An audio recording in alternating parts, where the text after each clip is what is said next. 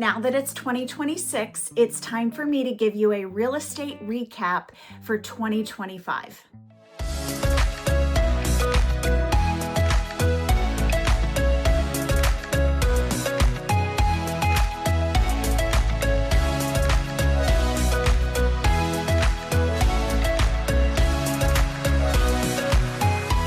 Hi, I'm Lori Kutka with LPT Realty. I run the Kutka team here in the Temecula Valley alongside my husband, Matt. We are 20-year veterans selling real estate here in Southern California.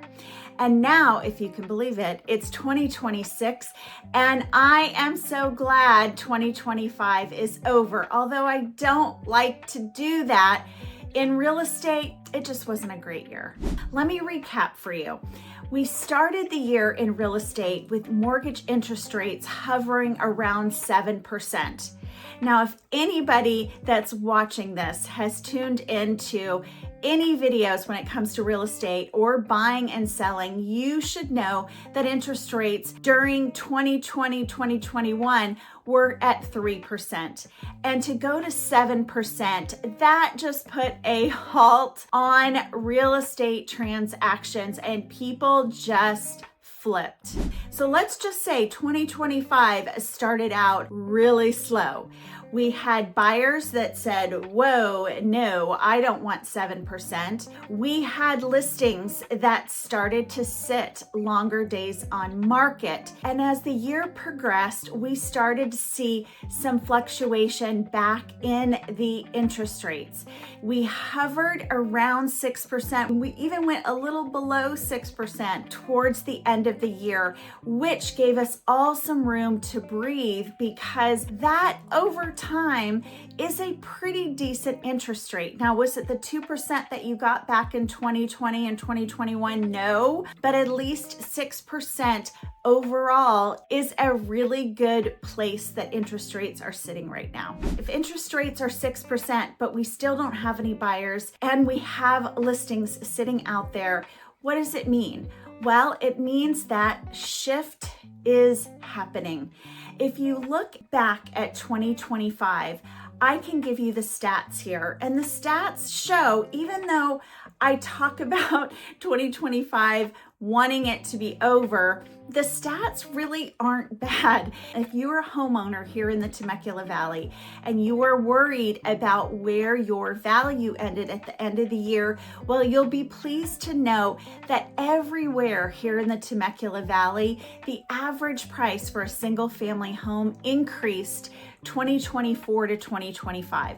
So it's not total doom and gloom. I mean, if we had seen a decrease everywhere in the valley, then I'd be having a different video here. But if you look at Temecula, Marietta, Menifee, Winchester, Wildomar, these cities making up the Temecula Valley, you will see that the only city that decreased from 2024 to 2025 was Menifee, but the decrease was less than 1%.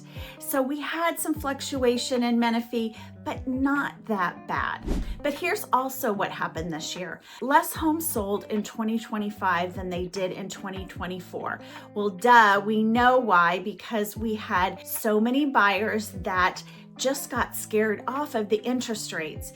The prices had gone up so quickly from 2020 to 2024, and with the interest rates increasing, that just really slowed down affordability.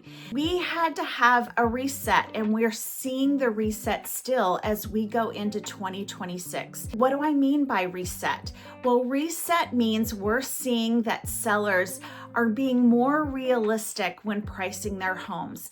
We are seeing that sellers are being flexible with buyers and allowing closing cost concessions to help buyers decrease the interest rate and improve the affordability. So we're seeing more of that, seller concessions, than we did a lot of major price reductions. Now, don't get me wrong, we have been seeing price reductions all over the valley, but if if you can see, they weren't a big factor overall when you look at the average number. So what I saw was more sellers offering concessions, giving buyers more closing cost credit, giving buyers credit to buy their interest rate instead of reducing the list price or the sales price. So 2025, as a recap, we had less homes sold. We had some dip when it came to areas that did decrease in price, like Menifee, but overall prices stayed pretty steady from 2024 to 2025. We saw more seller concessions and we saw longer days on market. So it took homes longer to sell. Sellers really needed to understand the lack of buyers that were out there and the fact that buyers needed more flexibility. As we head into 2026, the prediction from most experts are that interest rates are going to still hover around 6%. We are going to see, hopefully, more homes on the market than we did last year, which will mean that it's going to open up more opportunity for buyers to have more choices in the market. So that's a positive for buyers overall. And we want to see a more steady market. Again, we loved it for our sellers when they were able to increase their equity in a short period of time over the COVID years up until 2024. But over time, we've started to see that really trickle back because we needed the affordability to be there for the buyers that were ready to purchase. So if you have any questions about where the market value is in your neighborhood or your area, well, just reach out to me, because these numbers that I'm giving you are really average numbers. They are numbers that encompass both the high and the low prices in our area. Or if you are in San Diego or in LA or somewhere else besides the Temecula Valley, I'm happy to give you what the numbers are for your cities, because it's all out there. Now, what we are trying to do with all of our clients heading into 2026 is let's talk strategy. Don't feel like it's not a market to jump into. If you are ready to sell, I got a statistic the other day that there was the highest amount of new loan or new mortgage applicants in December. This is good news. This means that more buyers are saying, hey, I don't want to wait anymore. I want to figure out how to make this market work and I want home ownership. So that is good news. So if you are a seller, buyers are coming. What we do is we try to help all of our clients figure out how to make the current market work for them.